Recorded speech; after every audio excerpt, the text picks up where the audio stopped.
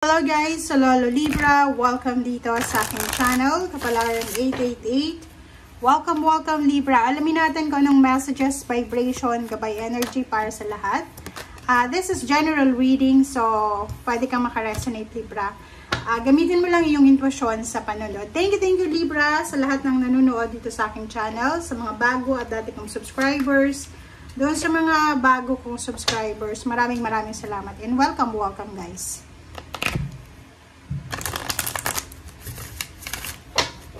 Okay, first card mo Libra is you're being helped. Wow. Okay, tingnan natin. Moon energy. Libra. Okay, you're being helped, Libra. Okay? Heaven is working behind the scenes to help you. Even if you don't see the results yet. Wow. Tingnan mo. Sinasabi ng bara sa'yo dito na ang ating, ang langit daw, ay tinutulungan ka. They're helping you. The universe, spiritual helpers and guides, angels. They form as a team, diba? Para tulungan ka. So, maybe may mga help na hindi mo pa nakikita, but they're incoming behind the scenes. So, hindi mo makikita yon. Next card natin is Moon energy. Surrender to the natural eve and flow of life. If you're feeling confused, this fairy comes to calm emotion and reassure you that peace of mind is possible. So, yung Moon energy na to, may mga Libra na medyo malungkot, disappointed, confused. Siguro may trabaho ka, you have job, you have resources, but marami kang mga extracurricular na kailangan mong bayaran, expenses, bills, na kailangan mong i-settle down. So, dito sinasabi na i-surrender mo lahat ng yan na problema mo. Just go with the flow, okay? And if you're feeling confused, sad, kalmahin mo yung emotion mo, okay?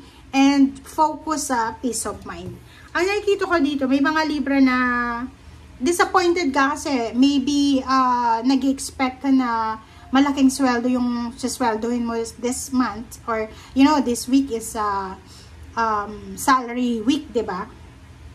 So maybe nag-expect ka, but instead of salary, instead of cash, or instead of inflow, kailangan bayarin ang kailangan mong i-focus. Parang ganun ang energy mo sa mga.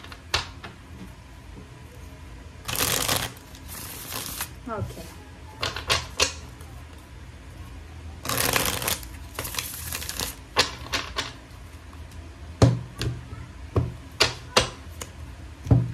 Libra. Okay, Libra. So, for the next cards, meron kang number 5 and number 2, so which is 7, Wise Counselor and High Priestess. So, maybe you're waiting for something, or maybe you're asking for help, 'di ba? Sinasabi ng bara sa'yo dito na this week, posibleng yun, hihingi ka ng tulong sa boss mo, sa employer mo, or to someone na makakatulong sa'yo financial or maybe emotion. Dito sinasabi na be patient. Kailangan mong maging mapasensya. Makinig ka sa sinasabi ng iyong intuition kasi talagang wino-warningan kita ha. May moon energy dito, talagang may inis ka. Kaya nga sinasabi ng baraha sa'yo na surrender to the flow of life. Kasi meron kang mga ini-expect na hindi mangyayari. Meron kang mga kumbaga hindi mo expected yung problema na darating sa linggong ito. Ang nakikita ko ditong darating sa'yo is yung mga unexpected na bills and expenses. And disappointments, magagalit ka sa isang tao for money, because of money, or magagalit ka because of anything na mararamdaman mo. So, nasa sa'yo yun, okay? Sinasabi ng bara sa'yo dito na may possible na umutang ka, 'di ba? Parang pwedeng sa linggong ito mag-ask ka ng help para makautang ka sa isang lending ng company. And sinasabi ng bara, pwedeng naghahanap ka din ng kakampi, katulong, or someone na makakatulong talaga sa'yo. Okay? Okay, Four of Fire. Okay. So, yung ibang Libra, hindi kayo makaka-resonate dito. Dito kayo makaka-resonate. Yung iba naman sa inyo, you are contented because of prosperity and abundance. So, may mga isa-celebrate kayo sa linggong ito. Maybe birthday celebration. May good news about promotion or salary increase or anything na maganda. And nakikita ko sa'yo dito, iwasan mo lang yung pagiging sensitive. Okay? Iwasan mo lang yung pagiging sensitive. And yung linggong ito, Libra, ay napakaganda neto. Bakit? Kasi marami kang maintindihan sa sarili mo or sa paligid or sa mga nangyayari. May mga, kumbaga, reflection ka, self-realization, self-evaluation na gagawin sa linggong ito. Kumbaga, ma-realize mo, malalaman mo, bakit kayo nangyari to? Or baka hindi ako, baka ako yung may mali, baka ako yung masama, or baka siya, parang ganun. So, careful ka sa judgment mo this week kasi makaka-apekto yan sa'yo and at the same time sa mga actions na gagawin mo. Okay?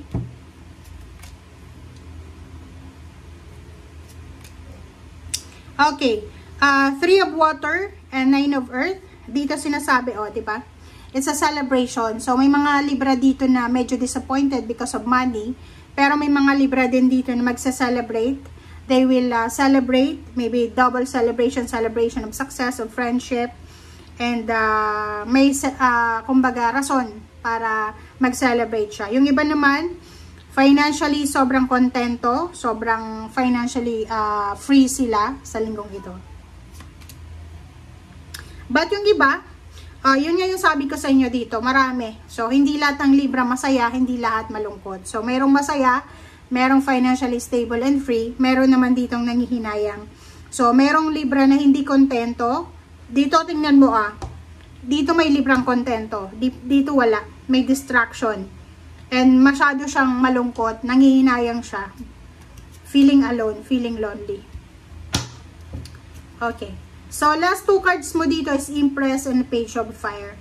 And sa ilalim mo is Six of Fire. So, sinasabi ng Baraha Libra, yung success, recognition, awards, rewards, blessing, prosperity, abundance is nandyan lang sa paligid mo. Kumbaga, lahat tayo dito sa mundo, may kanya-kanya tayong blessings. Sobrang laki, huge yung blessings ng universe na isa-shower niya sa bawat isa sa atin. So, hindi tayo mauubusan. Hindi mauubusan yung neighbors natin, yung kapamilya natin.